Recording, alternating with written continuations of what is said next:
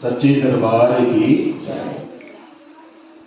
सत्यम बोधमयम नरूपममलम प्रत्यक्षमेव सर्वेश्वरम रत्नमंडित शिशुप्रमुक्तम श्वेताम्बरे शोभितम मुक्तामाल विभूषितम च हृदयसिंहासने संस्थितम भक्तानां वरदं प्रसन्नपद्मं श्री सद्गुरु नौम्यहं श्री सद्गुरु नौम्यहं बंधु चरण सरोज गुरु मधुमंगल आकार जे सेवत नर होत है भव सागर से पार सब धरते कागज करम लेखनी सब बन रहे साध समंदर मसी करूं तो भी गुरगुण लिखा न जाए मैं अपराधे जन्म का नख शिखवरा विकार तुम दाता दुख भंजना मेरा करो उद्धार तुम दाता दुख भंजना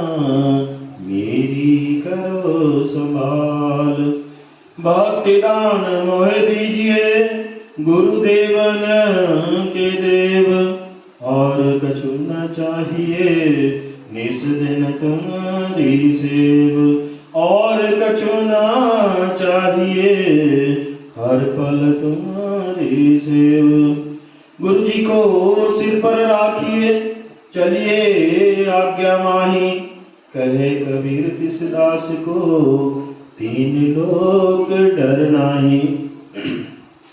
मन मंदिर में विराजमान श्री सद्गुरु भगवान जी का पावन दर्शन करते हुए अपनी वाणी को अपनी रचना को पवित्र करने के लिए अपने ध्यान को श्री गुरु चरणों में जोड़ने के लिए अपने दोनों हाथ खड़े करते हुए प्रेम सहित उच्च स्वर में जय घोष करेंगे। बोलिए जयकारा बोलिए मेरे श्री गुरु महाराज की जय, सच्चे दरबार की जय, परमहंस दयाल जी महाराज की जय, नगरी निवासी भगवान की जय।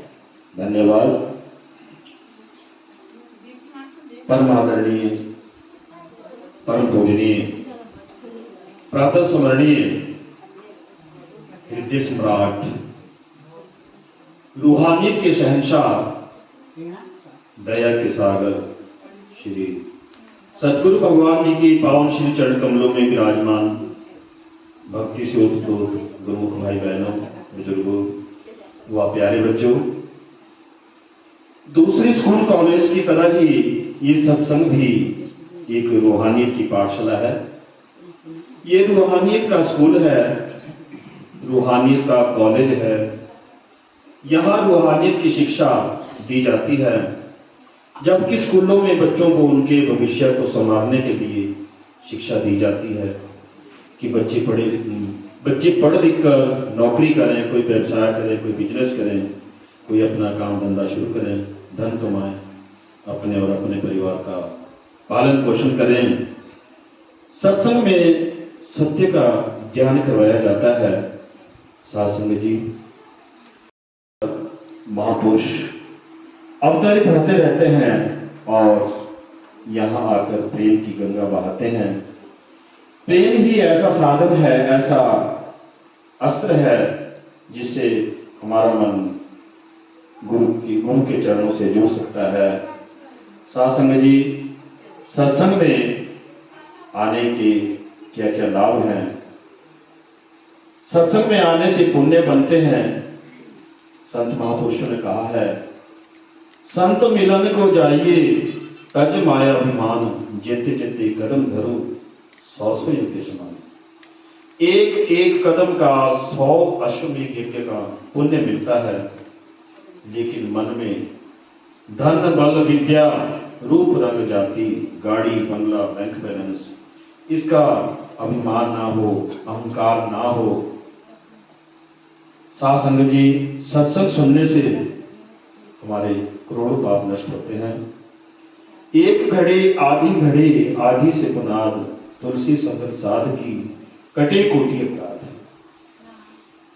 कि एक घड़ी जो 24 मिनट की होती है, आधी घड़ी 12 मिनट की और आधी से पुनाद 6 मिनट की, कि चाहे हम थोड़े ही समय के लिए सत्संग सुने, हमारे पूर्व जन्मों के करोड़ों अपराध कट जाते हैं। लेकिन सत्संग हमारे प्रारब्ध में नहीं होता। कृपा हुए जिस पावन हुए साधु संग, ज्यों ज्यों बढ़ाइए त्यों त्यों हर्षाए रंग। साधु जी, सत्संग हमारे प्रारब्ध में नहीं होता।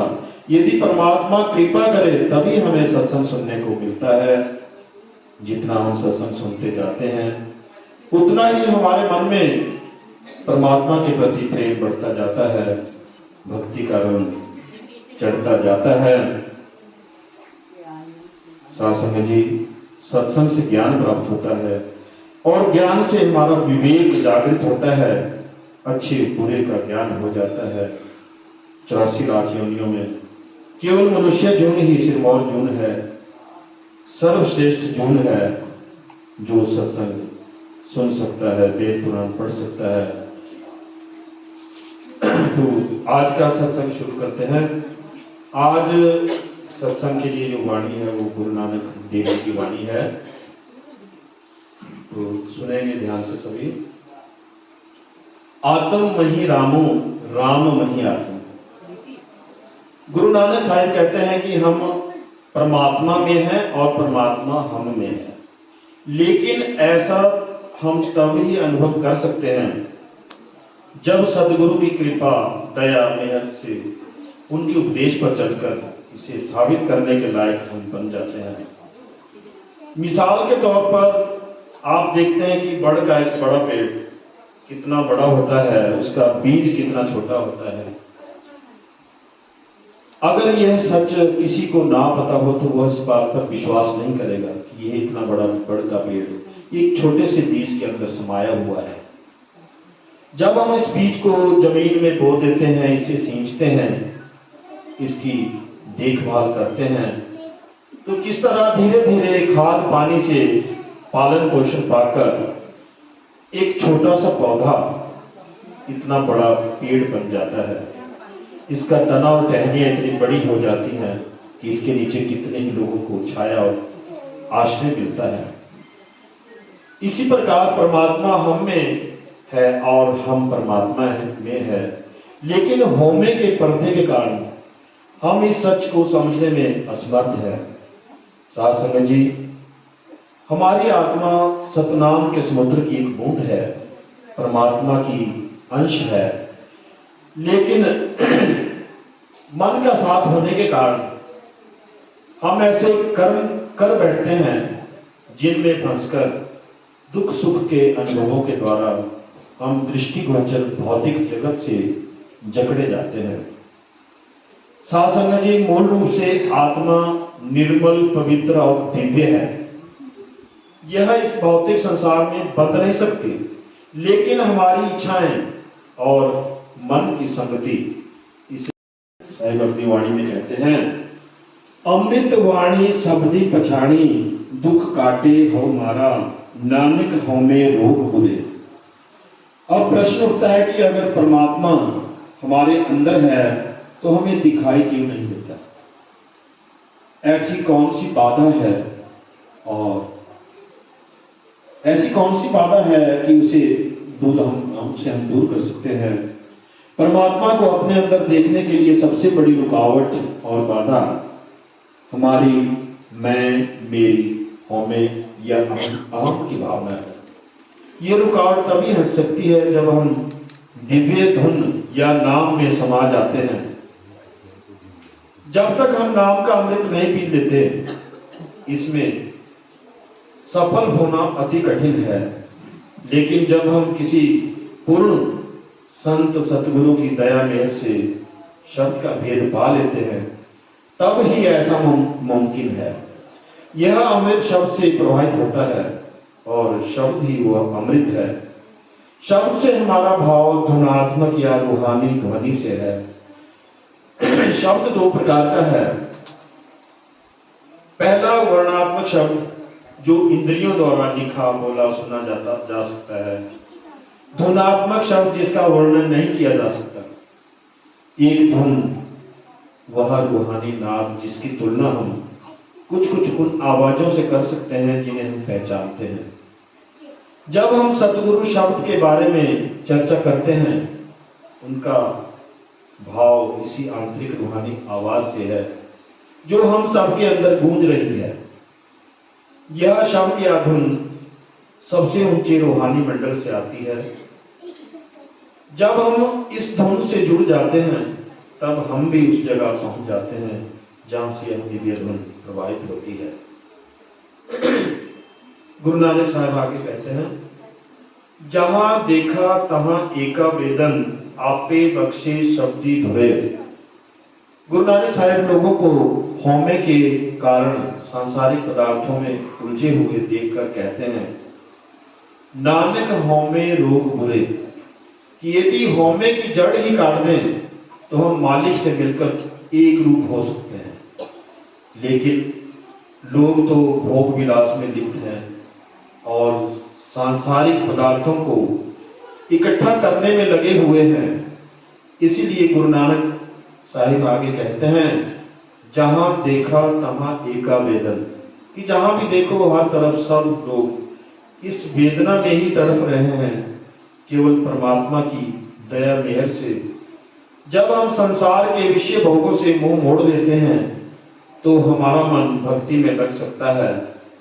जन्म मरण के चक्कर से मुक्ति पाना केवल मनुष्य जीवन में ही संभव है, क्योंकि दूसरी योनियों में विवेक का तत्व शून्य होता है। मनुष्य जन्म में गुरु के मार्गदर्शन का अनुसरण करके, उनके उपदेश को समझकर उस पर अमल करके मुक्ति प्राप्त कर सकते हैं। इसलिए मनुष्य जन्म एक अवसर है, एक मौका है, एक विशेष अधिकार है जिसे जिम्मेदारी के साथ निभाना है।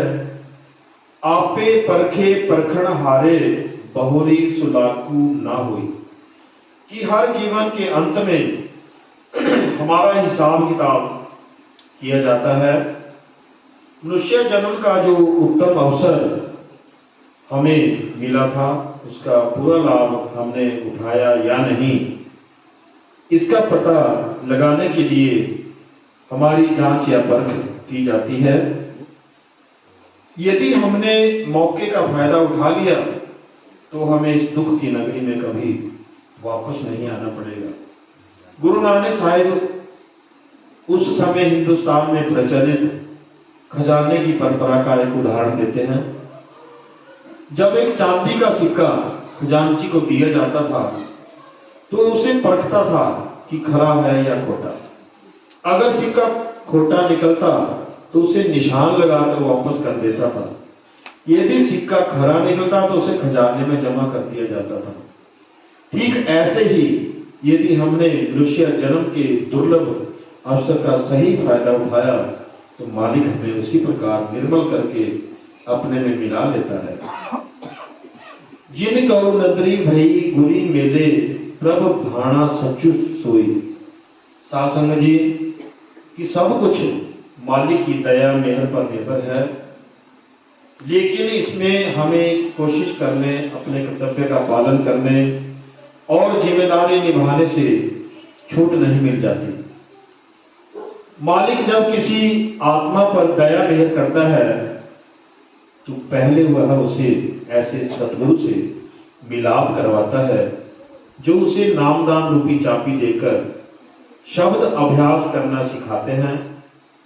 फिर शब्द योग का अभ्यास करते हुए इंसान को अपने भाग्य से संतुष्ट रहकर उसकी रजा में रहना है। केवल ऐसा करने से ही हम अपने मन की मैल दूर कर सकते हैं।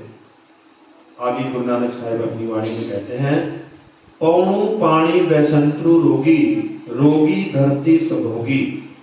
कि रजा या मालिक की मौज में रहना जरूरी है। अपने भाग्य को कोसे बिना रूहानी अभ्यास जारी रखना चाहिए। बीमारी, बदनसीबी और कठिनाइयों से कभी हताश नहीं होना चाहिए और ना ही भौतिक लाभ, सांसारिक सुख, मित्रों संबंधियों के कारण गर्व करना है। मालिक की मौज में रहते हुए अपने आप को शब्द के साथ जोड़ने की कोशिश करनी है।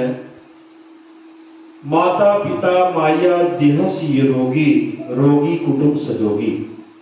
गुरु नानक साहिब समझाते हैं कि होमे की जो चर्चा करते हुए कहते हैं कि सारी रचना यानी इंसान, जानवर, कीड़े, पौधे सभी होमे के रोग से ग्रस्त हैं। हम अपने माता पिता और संबंधियों के बहुत आभारी हैं, उनके प्रति हमारा फर्ज है, लेकिन उनके साथ भी हमारे संबंध अस्थायी हैं। उनका मोह भी हमें मुक्ति नहीं दिला सकता। हमें अपने यार, दोस्त, मित्रों की खिदमत करनी चाहिए, लेकिन उनके मोह और प्यार में इतना लिप्त नहीं हो जाना चाहिए कि हम अपने लक्ष्य को ही भूल जाएं। रोगी ब्रह्मा विष्णु सरुद्रा, रोगी सकल संसारा। गुरु नानक साहिब कहते हैं कि ब्रह्मा विष्णु शिव आदि देवता भी खुद नश्वर हैं, पर अपने अच्छे कर्मों के फलस्वरूप स्वर्गों में वास करते हैं। वे भी समय की सीमा के अंदर हैं, इसलिए उनकी भक्ति भी हमें अपने लक्ष्य तक नहीं ले जाती। जो गुरु की शरण में आकर उनके मार्गदर्शन के अनुसार शब्द मार्ग पर चलते हैं, केवल वे ही इस नश्वर संसार की बीमारियों से बच जाते हैं। वे परम धाम पहुंचकर अमर हो जाते हैं। रोगी सात समुंदर संधिया, खंड पाताल सी रोगी भरे। सासंग जी, यह संसार नश्वर है। सचखंड से नीचे तक की सारी सृष्टि नश्वर है। इस संसार की हर वस्तु, चाहे वह धरती पर या समुद्र में, नश्वर है। केवल मालिक ही अजर, अमर और अविनाशी है, जो प्रेम, भक्ति और शब्द के जरिए सत्पुरुष में समा जाते हैं, वे अमर हो जाते हैं। हरि के लोक सी साची सुहेले, सर्वी थाई नगरी करे।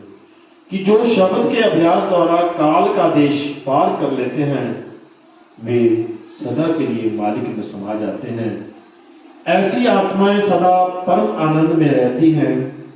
ये स्थान त्रिकुटी के स्वामी काल की पहुंच से बाहर है।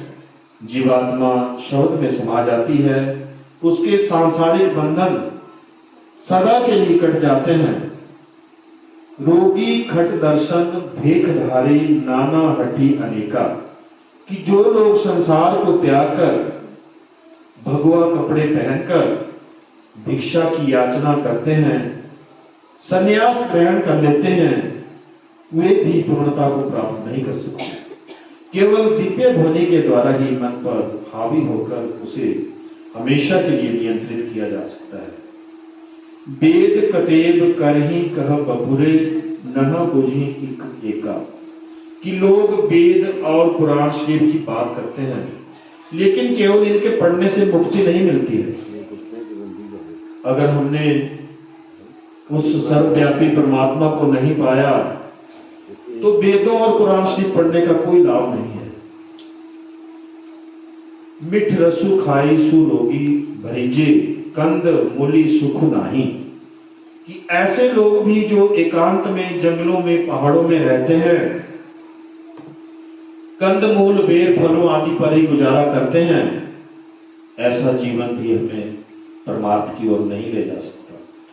चाहे हम आराम का जीवन जिए या कठोर आत्म संयम का, केवल नाम भक्ति ही हमें मुक्ति की ओर ले जाती है। नामो विसारी चलही अनमार्गी, अंत काली बचताही। कि नाम भक्ति को छोड़कर जो लोग दूसरा रास्ता अपनाते हैं, वे अंत समय में पछताते हैं। तीर्थी भर में रोगु न छुटसी, पड़िया वादु विवादु भैया। कि भारत में 68 महत्वपूर्ण तीर्थ स्थान हैं।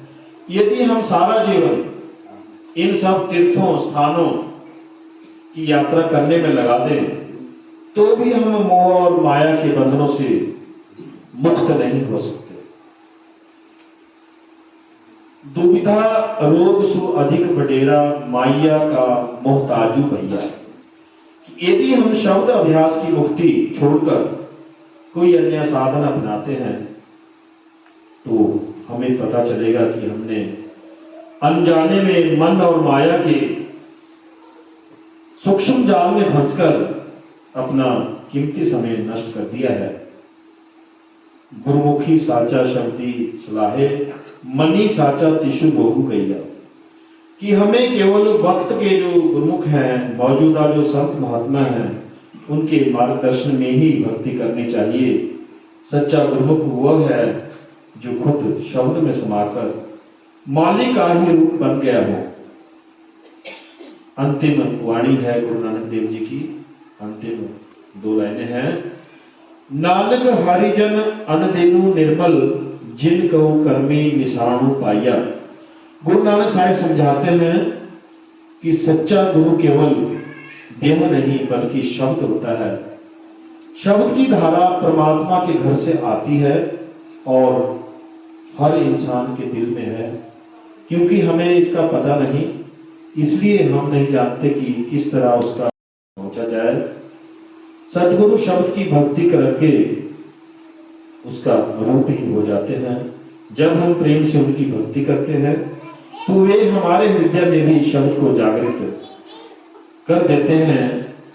अंत में गुरु नानक साहिब समझाते हैं कि परमात्मा की दया मेहर से उसके भक्त और प्यारे सदा के लिए निर्मल और पवित्र हो जाते हैं। कहे नानक प्रभु एहो जनाई, गुरु बिन मुक्ति न पाई भाई। गुरु नानक जी समझाते हैं कि गुरु ही मुक्ति का दाता है, गुरु ही भवसागर पार कराता है। इसमें किसी को भी संदेह नहीं होना चाहिए। तो इसके साथ ही एक छोटी सी साखी मैं आपको सुनाऊंगा, ज्यादा समय नहीं, 5 मिनट और आपके लेंगे। उठ जाग सवेरे नी, बना तेरे नाम जपन दा बेला। कि हमें सुबह अमृत वेले में उठना चाहिए। उसकी थोड़ी सी महिमा का वर्णन एक साखी में यहाँ किया गया है। गुरु नानक गुरु प्यारे साध संगत जी, प्रातः 3 से 6 बजे तक का जो समय है वो अमृत बेला का समय होता है। अमृत बेला की क्या महिमा है, अमृत बेले में कितनी ताकत है, अमृत बेला से संबंधित एक साखी दास प्रस्तुत कर रहा है। उम्मीद करता हूं कि ये कहानी, ये साखी सुनने के बाद आपका कभी अमृत बेला नहीं छूटेगा। आप अमृत बेला संभालेंगे। तो गांव कलेरा का एक फतेह सिंह नाम का एक बड़ा जिम्मेदार था। गाय भैंस इत्यादि बहुत सारे पशु उसके पास थे, बीवी बच्चे थे, खुशहाल परिवार था। घर में सब प्रकार से सुख शांति थी। लेकिन देखिए समय परिवर्तनशील है, समय बदलता रहता है। फतेह सिंह के पिछले जन्म के कोई बुरे कर्म उसके आगे आ गए। एक एक करके उसके सारे पशु जो है वो मरने लगे। घर में आर्थिक तंगहाली छा गई, गरीबी आ गई। फतेह सिंह ने अपनी जमीन गिरवी रख दी। बाद में घर भी गिरवी रखना पड़ा। साध संगत जी, जब बुरा वक्त आता है तो अपने भी साथ छोड़ देते हैं। जिम्मेदार फतेह सिंह की पत्नी बच्चों को साथ लेकर घर से भाग गई। फतेह सिंह उदास होकर रास्ते में बैठा था। इतने में उसका एक मित्र वहां आया।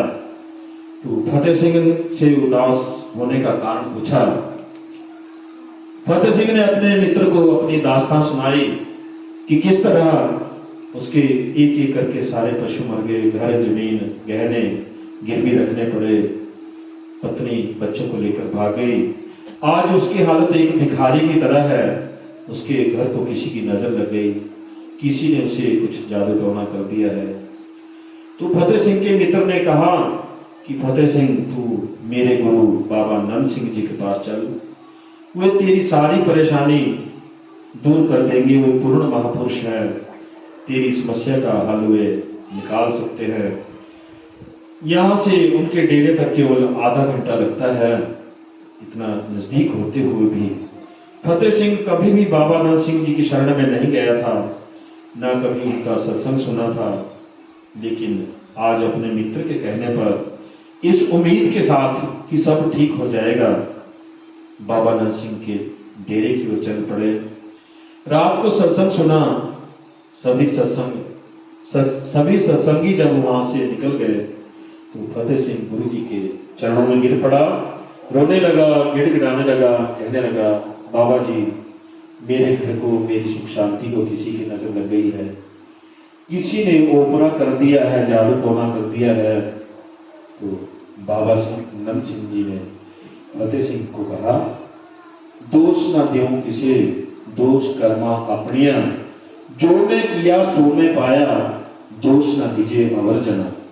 कि किसी के करने से कुछ नहीं होता, किसी दूसरे का दोष नहीं होता, बल्कि ये हमारे अपने कर्मों का नतीजा है। जो तूने बोया है, जो तूने बीजा है, आज वही तू काट रहा है। यहाँ डेरे में सेवा कर, सिमरन कर, तेरी सुख शांति वापस लौट आएगी, सब ठीक हो जाएगा, समय तो लगेगा। तो फतेह सिंह ने कहा, महाराज कोई शॉर्टकट बताइए। कई बार हम भी बोल देते हैं, कई बार कोई अपनी समस्या के समाधान के लिए कि महाराज कोई शॉर्टकट बता दो, कोई छोटा तरीका बता दो कि मेरा जो है कई सालों का जो काम है वो कुछ महीनों में हो जाए।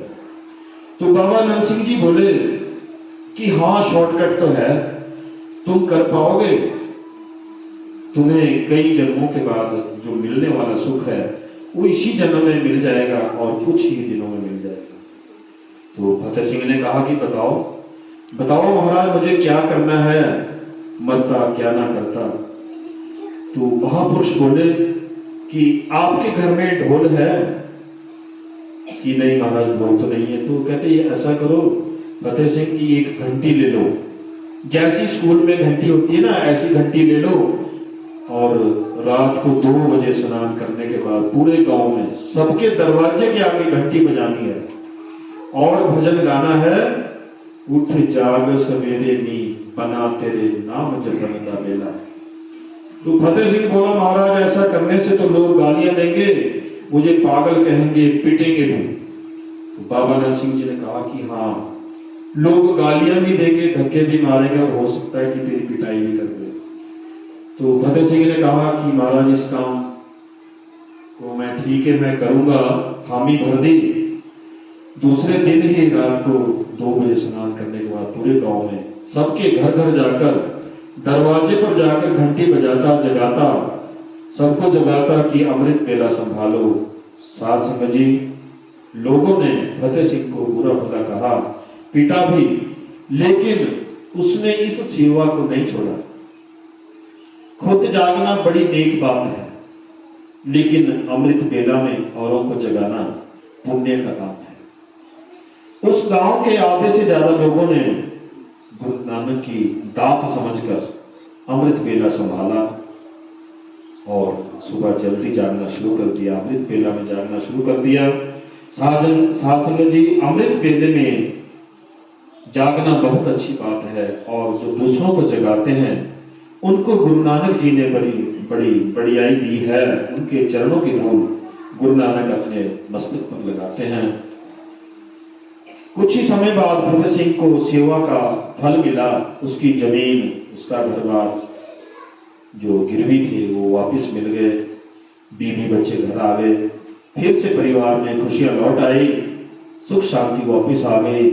शरीर छोड़ने के बाद अब उनके जो पोते हैं इस गांव में रोज ये सेवा कर रहे हैं। हालांकि मीडिया का युग है, मोबाइल से भी फोन करके मैसेज करके जगाया जा सकता है सबको। उनके पोते कहते हैं कि हमारे दादाजी ने कहा था कि ये सेवा कभी ना छोड़ना, मुझे जो भी कुछ मिला है इसी सेवा से मिला है। साध संगत जी दास आप सभी से भी उम्मीद करता है कि आप अमृत बेला में उठेंगे, 3 बजे उठेंगे और ध्यान लगाएंगे, भजन बंदगी करेंगे, सच्चा नाम शब्द गुरु जो हमारे सबके अंदर है उसको आप प्रकट करेंगे, जिससे इस लोक में भी सुख मिलेगा और हमारा परलोक भी सुहेला होगा।